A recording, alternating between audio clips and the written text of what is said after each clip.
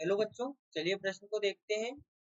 प्रश्न है, ऑक्जेलिक अम्ल का 0.1 नॉर्मल विलयन बनाने के लिए 250 मिलीलीटर जल में इस अम्ल के कितने ग्राम घोलने पड़ेंगे। देखिए बच्चों, यहाँ पर बात करें प्रश्न की मुख्य अवधारणा की। मुख्य अवधारणा, यहाँ पर बात करें प्रश्न की मुख्य अवधारणा की, तो देखिए बच्चों, यहाँ पर हम जो यहाँ पर सूत्र प्रयोग करते हैं तुल्यांकी भार और नॉर्मलता के संबंध का, वो यहाँ पर देखिए इस प्रकार होता है। भार बटे तुल्यांकी भार बराबर नॉर्मलता गुणे आयतन। नॉर्मलता गुणे आयतन। अब देखिए बच्चों, यहाँ पर बात करें तुल्यांकी भार की, देखिए यहाँ पर हम इसे इस प्रकार लिख सकते हैं, W बटे इक्विवेलेंट वेट यानी कि द्रव्यमान बटे तुल्यांकी भार बराबर नॉर्मलता गुणे आयतन। यहाँ पर हम इसे इस प्रकार से लिख सकते हैं। अब देखिए बच्चों, यहाँ पर तुल्यांकी भार होता है इक्विवेलेंट वेट, ये बराबर होता है अणु भार बटे एन फैक्टर के।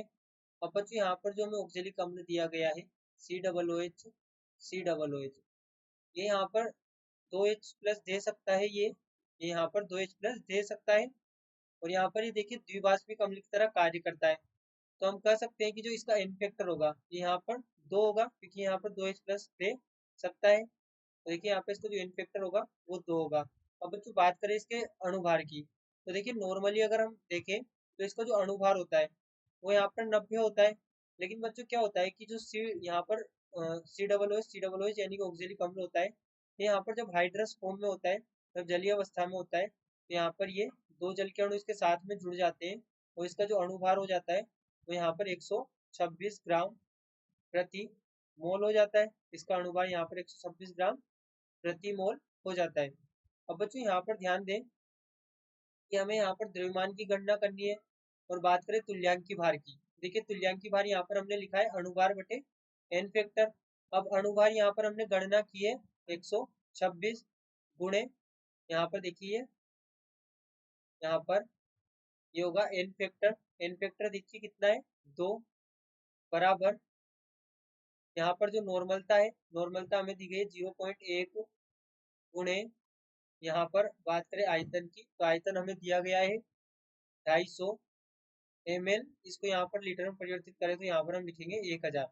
देखिए यहाँ पर हमारे जो अणुभार यहाँ पर तुल्यांकी भार है ये है 126 बटे 2। 126 बटे 2। देखिए बच्चों, यहाँ से जब हम इसको हल करेंगे तो हमें प्राप्त होगा 126 गुणे 0.1 बटे 2 गुणे 250 बटे 1000। तो बच्चों यहाँ पर से इसे हल करने पर हमें प्राप्त होगा 67 गुणे 0.1 बटे 4, यहाँ पर हमें प्राप्त होगा 6.3 अपॉन 4। तो बच्चों देखिए इसे जब संपूर्ण रूप से हल करेंगे तो हमें प्राप्त होगा 1.575 ग्राम, यहाँ पर हमें द्रव्यमान प्राप्त होगा। यह हमें यहाँ पर द्रव्यमान प्राप्त होगा, या हम कह सकते हैं कि हमारे पास में भार होगा, जो कि यहाँ पर अम्ल का भार होगा, जो 0.1 नॉर्मल विलयन बनाने के लिए आवश्यकता होगी। आशा करते हैं आपको प्रश्न समझ आया होगा। धन्यवाद।